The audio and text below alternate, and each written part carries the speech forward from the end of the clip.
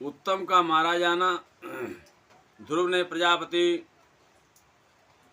शिशुकुमार की पुत्री भरमी के साथ विवाह किया और उससे कल्प में वत्सर नाम से 2 पुत्र हुए। महावती ध्रुव की कुमार दूसरी स्त्री वायुपत्नी इला थी। वत्तकाल नाम का एक पुत्र और एक कन्या रत्न का जन्म दिया। उत्तम का विवाह नहीं हुआ था। एक दिन शिकार खेलते समय हिमांचल पर्वत पर यज्ञ ने उत्तम को मार डाला। उसके साथ उसकी माता भी स्वर्ग सिधार गई। ध्रुव ने सुना भाई को मारे जाने की समाचार, तब विजय रथ पर सवार होकर के यज्ञों के देश पहुँचे।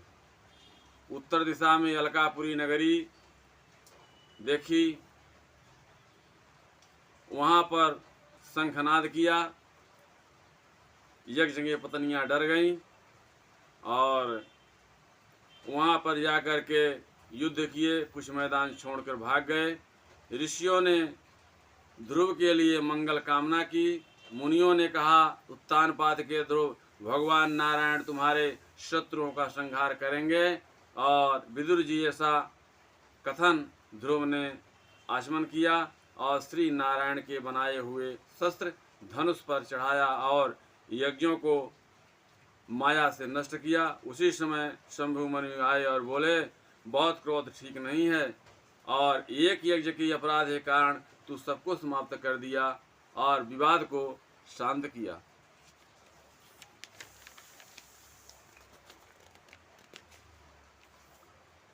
ध्रुव को क्रोध शांत हो गया। 2 यज्ञों का वध से निवृत्त हो गए।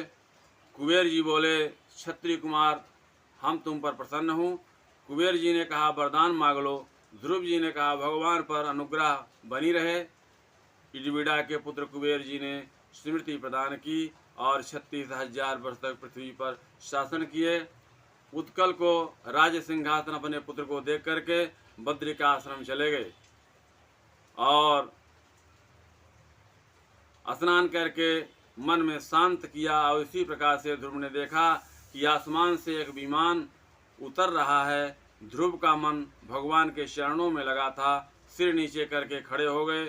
श्री हरि पार्षद सुनंद नंद उनके पास मुस्कुराते हुए कहा, ये विमान आपके लिए हरि ने भेजा है, उस पर चढ़ने को तैयार हैं।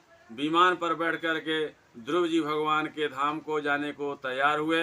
अपनी माता सुनीति का स्मरण हो गया। अब